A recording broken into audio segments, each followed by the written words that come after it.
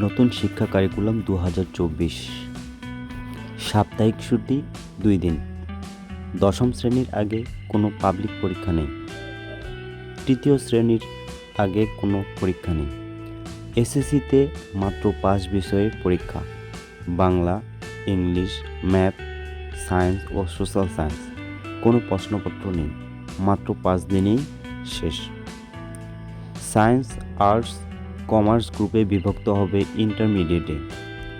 মাধ্যমিক লেভেলে বিষয় থাকবে 10টি: বাংলা, ইংরেজি, গণিত, জীবন ও জীবিকা, বিজ্ঞান, সামাজিক বিজ্ঞান, ডিজিটাল প্রযুক্তি, ধর্মশিক্ষা, ভালো থাকা, শিল্প ও সংস্কৃতি। 2024-এ নবম শ্রেণী, 2026-এ এইচএসসি। ইন্টারমিডিয়েটের সাবজেক্ট 6টা, প্রত্যেকটার পত্র 3টা করে। ফার্স্ট ইয়ারের সবগুলোর প্রথম পত্রের পাবলিক এক্সাম, সেকেন্ড ইয়ারে সেকেন্ড ও থার্ড পার্টের, তারপর 2 এক্সাম মিলিয়ে চূড়ান্ত এইচএসসির রেজাল্ট।